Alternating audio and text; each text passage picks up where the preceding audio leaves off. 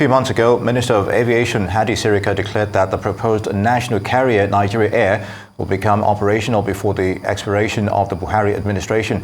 Considering the sheer volume of work that needs to be done ahead of such a venture, Nigerians were quick to jump on the minister's comments, a lot of them scoffing at the idea and describing it as a mere political propaganda. But with Minister Sirika intent on launching the Air Nigeria project today, domestic operators under the aegis of Airline Operators of Nigeria have faulted those plans as, according to them, it would be in contravention of a restraining court order. Now, a former managing director of Skyway Aviation Holding Company Limited, Chike Ogeah, who is now managing director and CEO of McFarlane Hospitality Limited, joins us now to discuss development. Good to have you here, as always.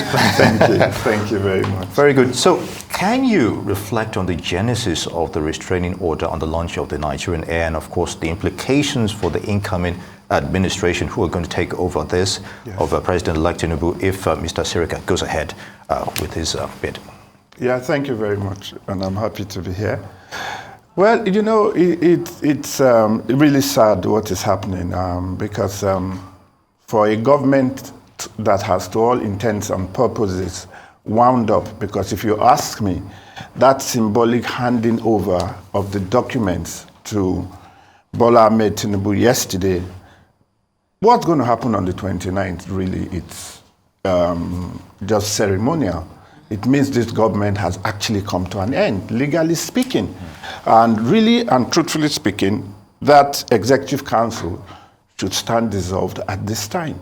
So really anything that is done from today is all clothed in illegality. But that is even on the general picture. But coming particularly to what you talked about, there is a subsisting injunction as we speak against this Air Nigeria. And for so many reasons. The reasons are, you know, so many. Number one, you're talking about Air Nigeria. There is no shareholders agreement as we speak, irrespective of whatever parties you put in. I mean, this is 2023. We're not going to go into another kind of slavery. Because you say you're having this kind of partnership with the Ethiopians. They bring the equipment. You give them 21%. You say Nigerians should bring money. I've forgotten how many dollars because I'm not really, involved in it. But I know quite a sizable amount of dollars. You say SACO, you say MRS, they are the Nigerian partners, and IAGIF. And yet, how much equity did you give them? You don't even give them a seat on the board. The transaction advisors, Fairfax, I think, they didn't even bring any money. You've given them a 3% equity, and you're actually giving them a seat on the board.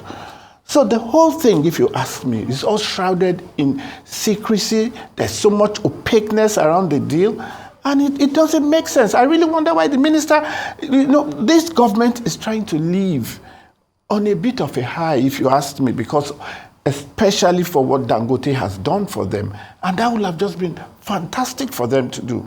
But for them to live with this last act, and as far as I'm concerned, trying to booby trap the incoming Tinubu administration, it's something that is very worrying. And, I'll advise the incoming administration to really take a second look at this. This is not the kind of thing we should be doing, especially in a sector as critical as the aviation sector, which is a sector that, if it is well handled, will be a catalyst of growth for the Nigerian economy.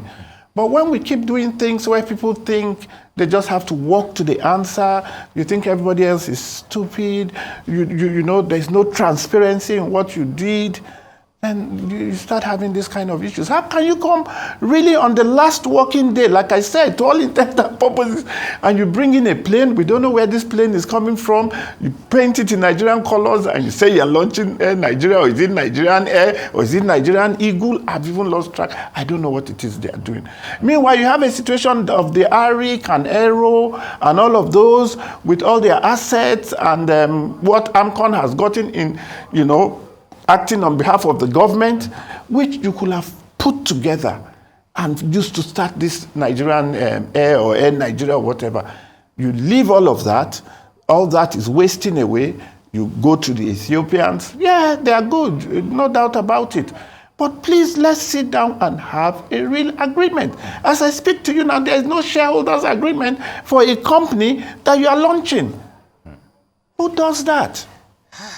Who does that? I don't understand. Well, we have seen the appeal that the AON is making to the president, who's outgoing, to stop this gesture. I don't even know why they should do that, because it's in court.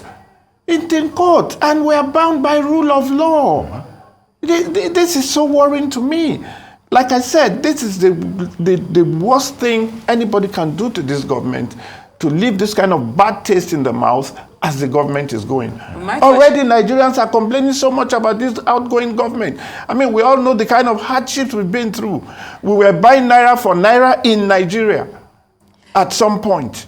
Indeed. But my question is, we saw earlier that there are reports that there's a flight belonging to Nigeria Air that is about to embark on a journey to the Nnamdi Azikiwe Airport in Abuja. So does this mean that the appeals of the AON to the president might have fallen on deaf ears? Like I said to you, I don't even see what the president's role in this is in. AON, Association of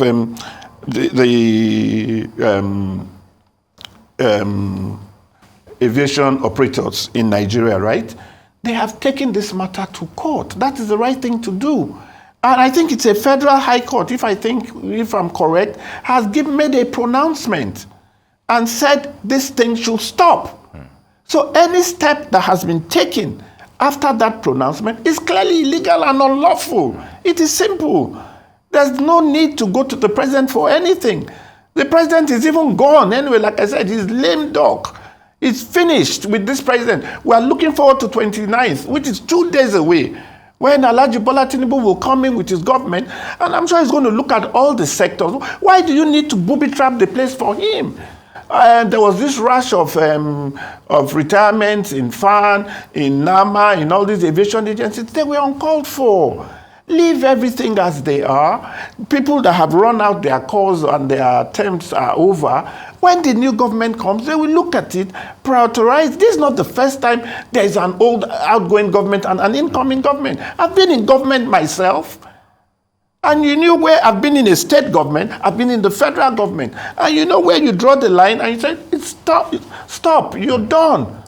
Okay. If I may, though, as a follow-up, when it comes to court orders and this outgoing administration, they don't necessarily have the best track record. It's a case of picking and choosing which to honor. That's right. So in this case, it looks as though the president has set the example for picking and choosing which court orders to honor. Just wondering and we have an attorney general. Yeah. We have an attorney general. You see, well, like I said, I happen to belong, I haven't been around in a while, and otherwise I normally sit with Ruben on This Day Live over time, and my views are clear about this government. From day one, I thought this government failed a long time ago. But be that as it may, no matter how bad it is, as they say, a clock, even when a clock is not working, is correct twice a day. So they have had some wins, and it is time to go. The jury is out. There's no problem. Posterity will be the judge of everything. Because, of course, you have the people. There are always three sides to any story anyway.